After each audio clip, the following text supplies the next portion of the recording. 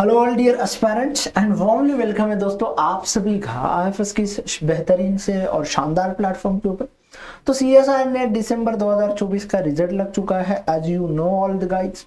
उसी के साथ साथ आईएफएस के मेहनती बच्चों ने, होनहार बच्चों ने इस एग्जाम्स में एक बेहतरीन रैंक के साथ क्वालिफाई किया है। तो ऐसे ही एक कैंडिडेट से आज हम मिलेंगे, जानेंगे उनकी जर्नी के बारे में, किस तरीके का उनके प्रिपरेशन रहा, बाकी सारी चीजें रही और भी बहुत सारी चीज़ों के साथ उनसे डिस्कशन करेंगे, उनकी जर्नी को जो है ओवरऑल जानेंगे, समझेंगे। मुझे पूरा यकीन है कि जो भी नए एस्पिरेंट्स लोग होंगे उनको जो है बहुत हद तक हेल्प होगी उन सब चीज़ों से। तो जानते हैं उनकी ही जर्नी को, उनके हित को। तो हेलो कोमल, थोड़ा अपने बारे में बताइए कोमल हमें। सर मैंने एमएससी बॉटनी की है पंजाब एग्रीकल्चर यूनिवर्सिटी पटियाला से। उसके बाद मुझे था कि नेट क्वालिफाई करना है, तो पहले तो मैंने ऑफलाइन कोचिंग की बट मुझे अच्छी नहीं लगी, तो फिर ऑनलाइन सोचा कि ऑनलाइन से लूँगी। तो मैंने यूट्यूब से देखा कौन कौन से प्लेटफॉर्म है एंड मैंने 2 दिन का टेस्ट किया बट इतना अच्छा नहीं किया। तो फिर मैं सेल्फ स्टडी से करती थी, वो स्टैंडर्ड को फॉलो किया, गाइड से एनालाइज करके एंड बट इस पेपर की ट्रिक है कि किसी भी कॉम्पिटिटिव एग्जाम के लिए पीवाईक्यू एनालिसिस करना बहुत इम्पोर्टेंट है। उससे हमें पता चलता है कि आगे कैसे टॉपिक में कौन से क्वेश्चन आते हैं, कैसे पास भी मिल जाता है कि कैसे क्वेश्चन आएंगे एनालाइज। तो मैंने आज उसकी गाइड जो पीवाईक्यू की टॉपिक वाइज है एंड फिर मैंने उससे टॉपिक वाइज क्वेश्चन किए थे। ओके, तो उससे आपने टॉपिक वाइज क्वेश्चंस को सॉल्व किया। अब मुझे ये बताइए कोमल कि आपकी प्रिपरेशन जर्नी किस तरीके से रही। सर मैंने घर पे ग्रेजुएशन किया, तो बहुत सारे हार्डशिप्स देखने पड़ते हैं क्योंकि यहाँ तो मेरे कुछ फ्रेंड्स लाइफ लोग खत्म हो जाते हैं, बिल्कुल फ्रेंड्स से सोच सकते हैं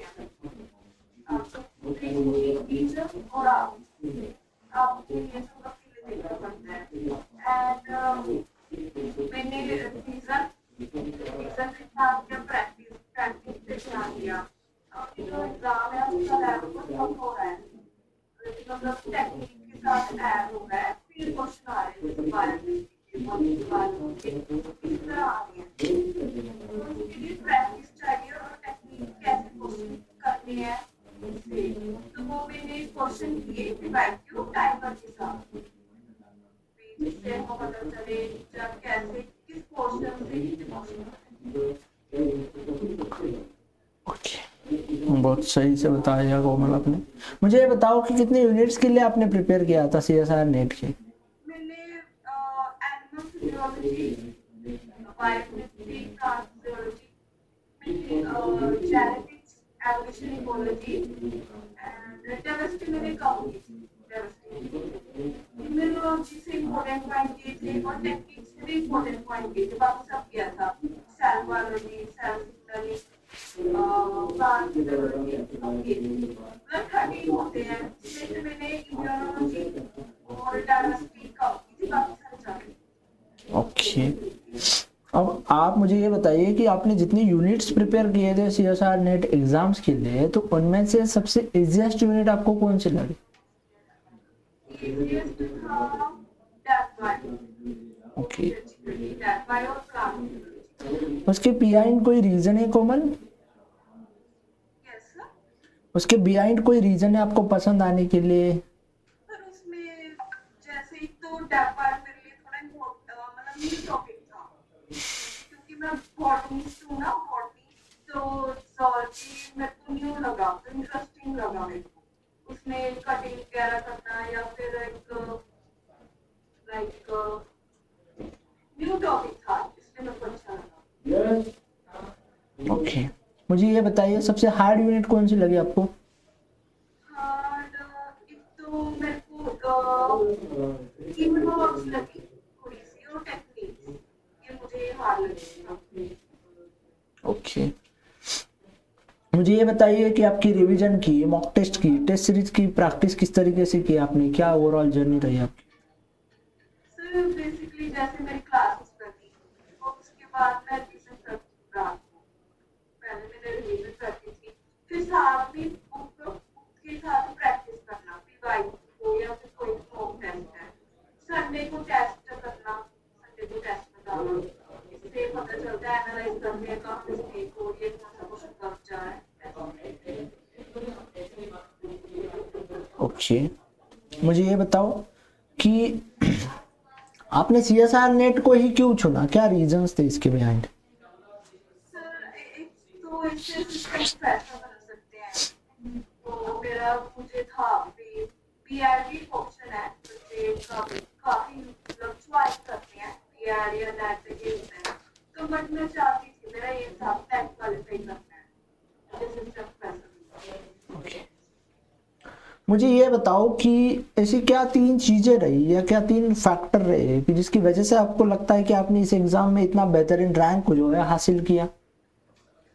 सर एक तो है कंसिस्टेंसी, और डेज आएंगे जब आपको लगेगा कि नहीं आज मैं नहीं कर पाऊंगी, बट फिर भी करना जितना हो पाऊंगा। एंड सेकंड है पीवाई, पीवाई को देखो, एनालाइज करो एंड फोकस, फोकस। जेड़ा भी टॉपिक कर रहे हैं फोकस ना करो।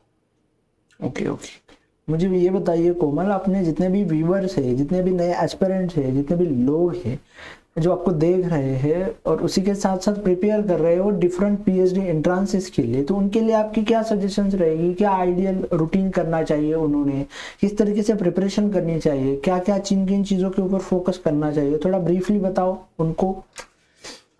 जैसे एक तो रिवीजन, रिवीजन की राइट, एक तो पीवाईक्यू, पीवाईक्यू एनालाइज करो, एक स्टैंडर्ड बुक्स को भी थोड़ा फॉलो करो, कि जिससे कौन से टॉपिक रिपीट होते हैं स्टैंडर्ड बुक से जाओ और वहां से देखो क्या आ रहा है, बस यही। ओके, तो आपको लगता है कि इन 4-5 चीज़ों को अगर वो बच्चे फॉलो कर लेते हैं, समझ लेते हैं, तो उनको जो है काफ़ी हद तक हेल्प होगी?